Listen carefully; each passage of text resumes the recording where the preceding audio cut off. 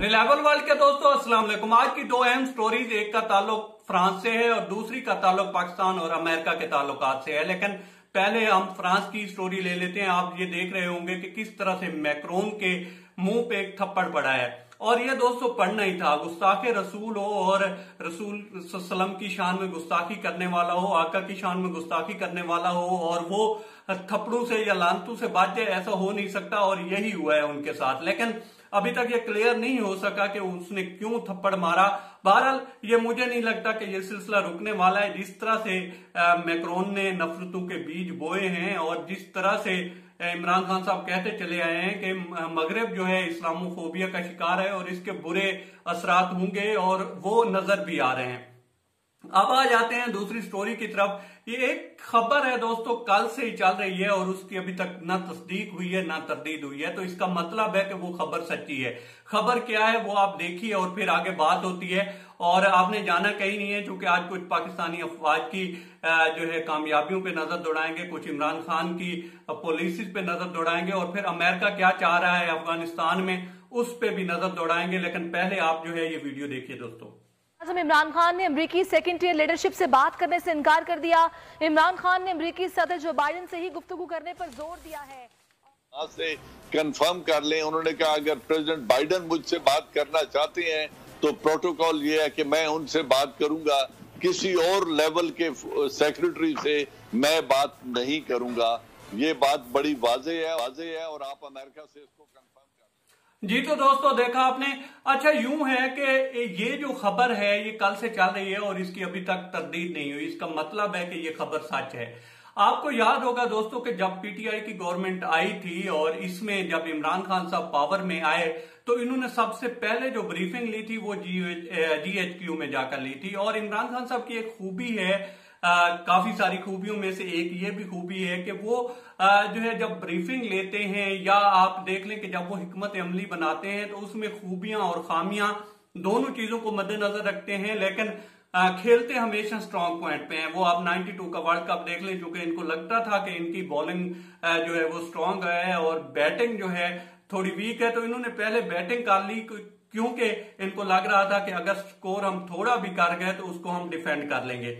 इसी तरह से जब इन्होंने जाकर वहां पे जो है ब्रीफिंग ली और फिर खूबियां और खामियां देखी, फिर फौजी क़यादत मिली, तो इन्होंने एक प्लान तैयार किया या यूं कह लें कि मुस्तकबिल का एक लाहे अमल तैयार किया और उसी की कड़ी हम ये सारा कुछ देख रहे हैं।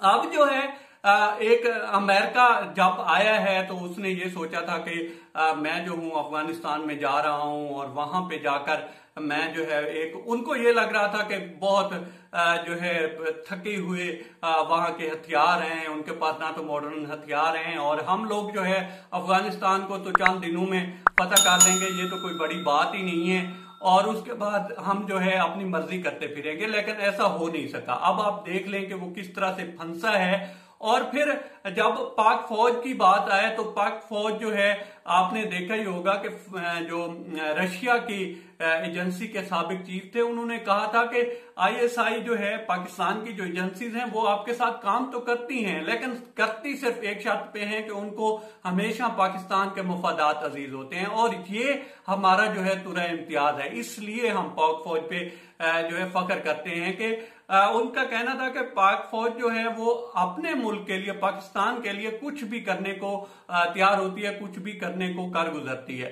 तो यही कड़ी देखी गई। फिर जिस तरह से पाकिस्तान ने कोशिश तो की, उस वक्त तो अपना आप बचाने की कोशिश की 9/11 के बाद और एक जो कॉन्टेक्ट कह लें या राब्ता कह लें उन्होंने जो है तालिबान के साथ भी रखा। फिर अब जब पीटीआई की गवर्नमेंट आई है और लाहे अमल तैयार हुआ है और अब अमेरिका जब निकलना चाह रहा है, क्योंकि आप देख लें कि यहाँ पे बहुत ज्यादा जो है अमेरिका को नुकसान उठाना पड़ा है, ट्रिलियंस ऑफ डॉलर्स उसके गए हैं। इसके अलावा आप देख लें तो जानी नुकसान भी काफी हुआ है।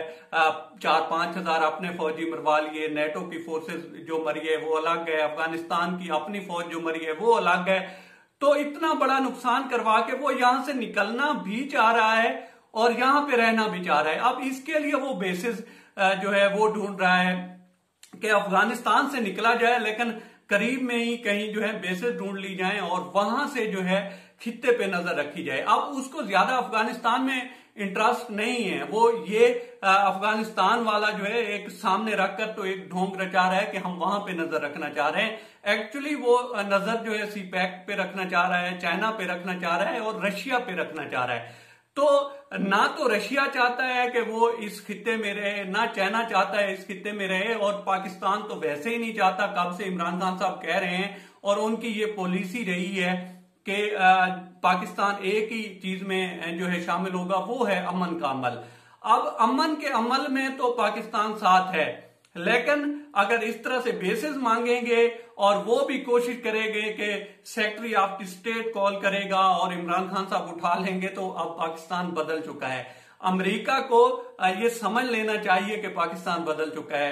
पाकिस्तान समझ चुका है कि पाकिस्तान अब पहले वाला पाकिस्तान नहीं हुआ, लेकिन अमेरिका अभी तक नहीं समझ रहा कि पाकिस्तान अब पहले वाला पाकिस्तान नहीं रहा। अब गवर्नमेंट किसी और शख्स की है और वो शख्स मौजूदा लाट में सबसे दिलेर आदमी है और वो जो भी फैसले ले रहा है वो दिलेरी से ले रहा है। और ऊपर से जिस तरह से पाक फौज उसकी जो है साथ खड़ी है, इदारों के साथ खड़ी है, और पाक फौज को भी या पाकिस्तान की एजेंसीज हैं उनको पाकिस्तान का जो मफाद है वो मुकद्दम है, ना कि वो इसलिए नहीं बैठे हुए कि वो अमेरिका का जो है साथ देंगे या अमेरिका का मफाद देखेंगे। पाकिस्तान ने हमेशा पाकिस्तान का ही मफाद देखना है और उसके मुताबिक चलना है, और इसी तरह से पाकिस्तान की एजेंसीज ने चलना है।